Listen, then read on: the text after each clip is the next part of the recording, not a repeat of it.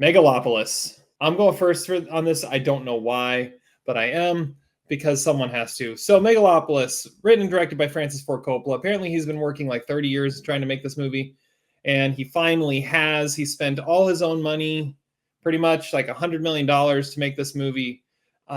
And this is what we got. We've got Adam Driver, who is this scientist, architect, genius, who is redesigning a part of this city that I think is partially New York City, but also partially not. Like it's trying to be every city all in one, it feels like. The mayor of the city, Mayor Cicero. Yes, there's very definite, like allegories going on to the classic stuff here. Caesar Catalina is Adam Driver, and Mayor Cicero is played by Giancarlo Esposito. His daughter, Julia, is played by Natalie Emmanuel, who falls for Adam Driver's character. Then you have, Auntie Wow, Wow Platinum, played by Aubrey Plaza, and a whole bunch of other guys. Claudio is played by Shia LaBeouf. You have John Voight, who is a slap in the face in this, for sure. He's slapping in it.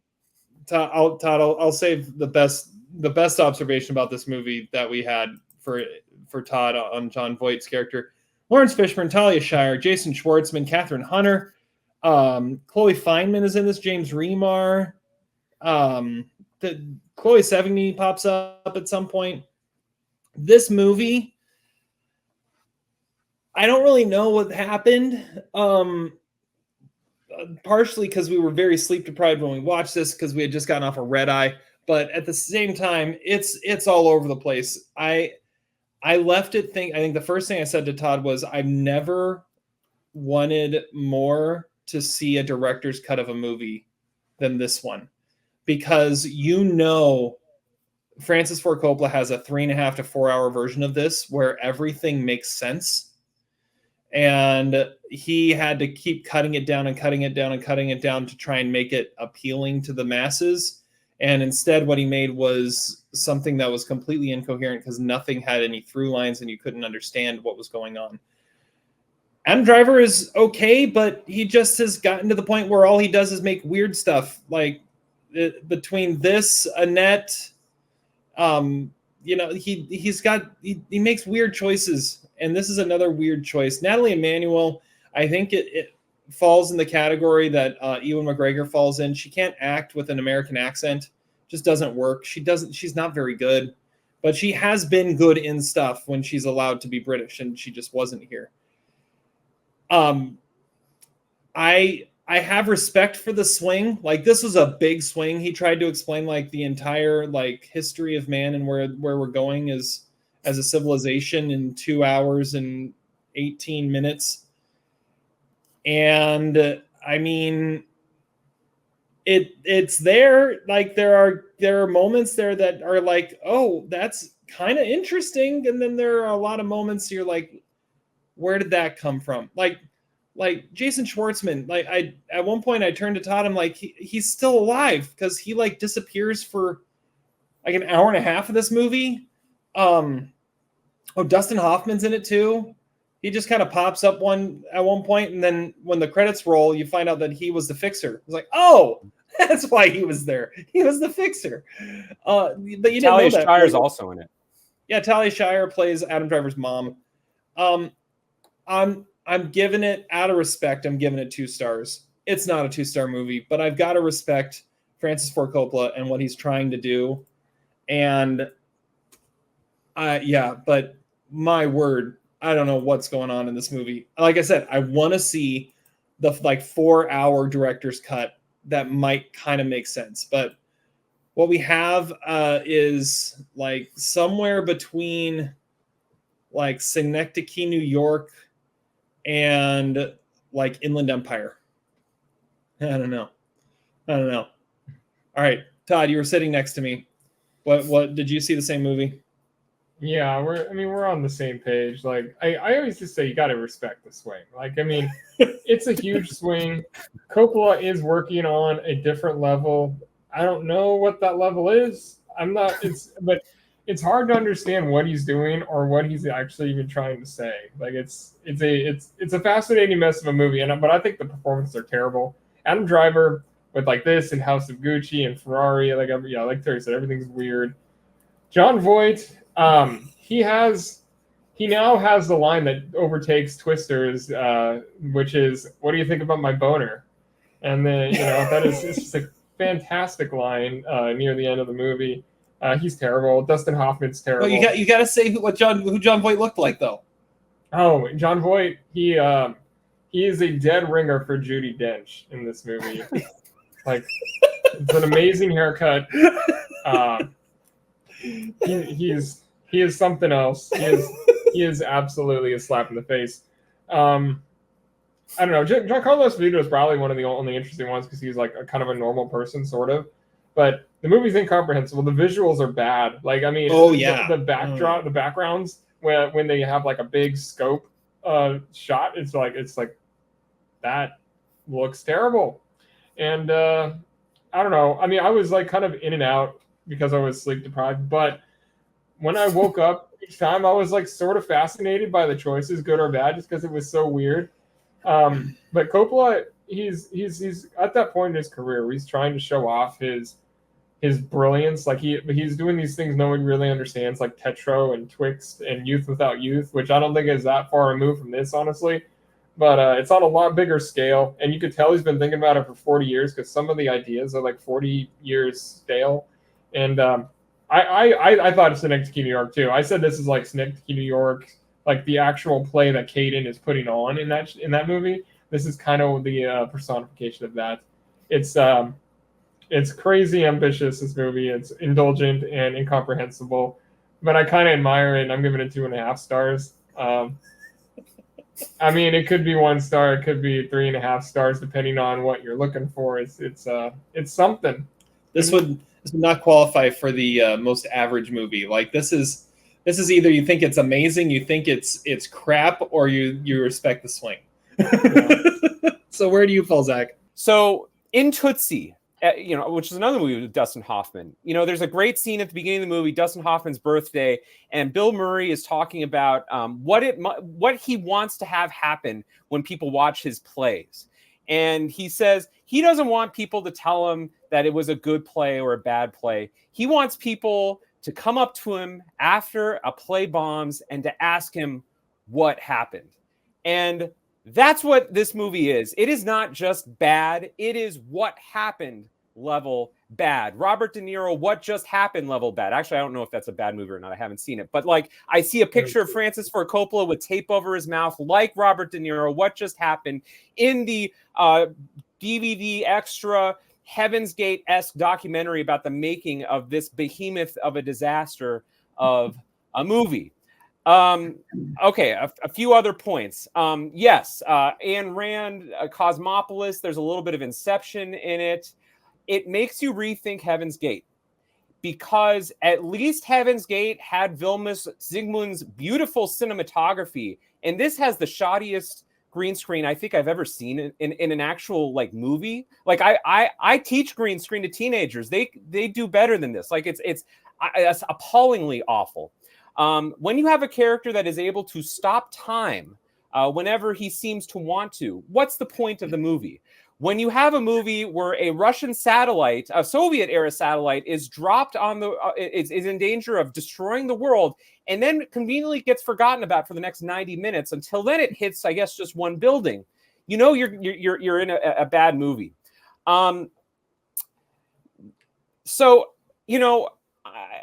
I wonder, like, is Francis Ford Coppola crazy? Okay, like, we have a president who's old and maybe suffering a little bit of dementia. Like, what would happen if you gave like the reins of a movie to a crazy person on the street? This is what it would be like. It's a fascinating experiment, because I don't know if it's like that episode of Seinfeld where Elaine dates the crazy homeless guy in the military gear, and then he gets promoted above her. Like, it would be what happens if you give the reins to a crazy person, which I guess we did in this country 8 years ago. NPR podcast talked about the distinction between a failure versus a fiasco. A failure is just a typical bad movie, like Monkey Man or Maxine or something like that. This is a fiasco. So I understand what Todd's saying. You're there for the train wreck. You're there for the attempt.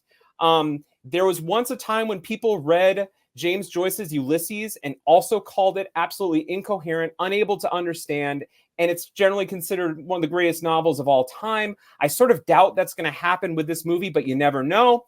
I think we have some conspiracy theory here about Eleanor Coppola's death. Is it a Michael Jordan Hall of Fame speech where, had he still been married, his wife would say, let's tone it down on your Hall of Fame speech. If Eleanor had lived, could she have said, Francis, let's tone it down just a little bit? I don't know. The movie is dedicated to her. I also said it's kind of like the artist in Junebug, the crazy guy that doesn't know how to paint black people and paints all the crazy dicks. Like, that's what it's like. It's some sort of performance art that is not in reality.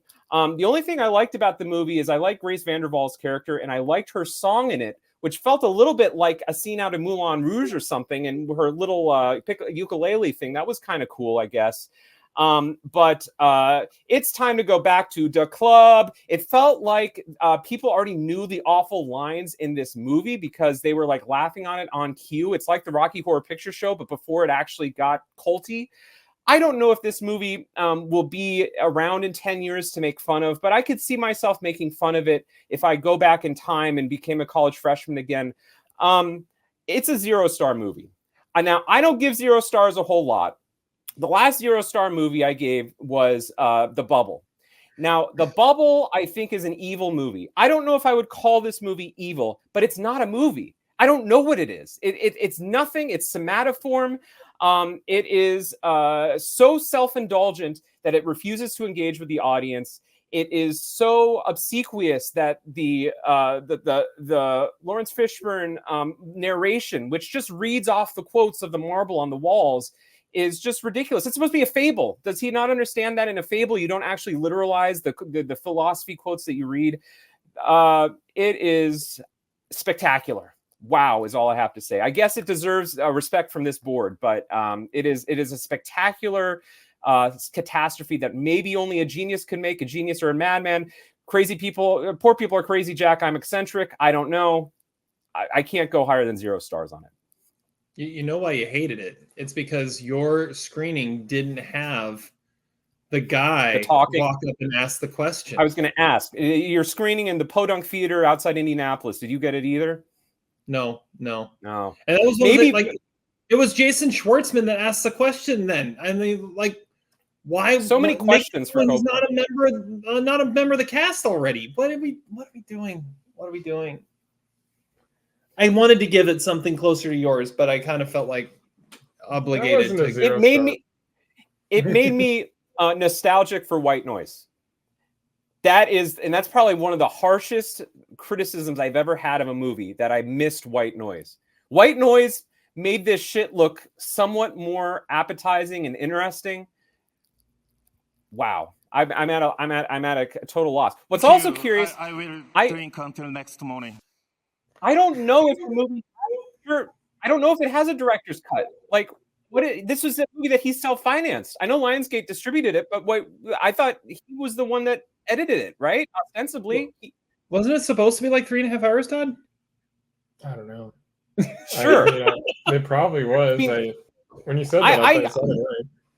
What I'm saying, I'm sure that there is a 5-hour cut somewhere. What I'm saying, though, is I don't know if he was pressured to cut it to 2:18 or whatever it is. I think this is just, he's an insane person. So this is what an insane person would edit their movie to be like. It felt like someone who had spent 40 years with this material and kept on cutting it to make it tighter, but not realizing everyone else that's going to watch it hasn't spent 40 years with the material.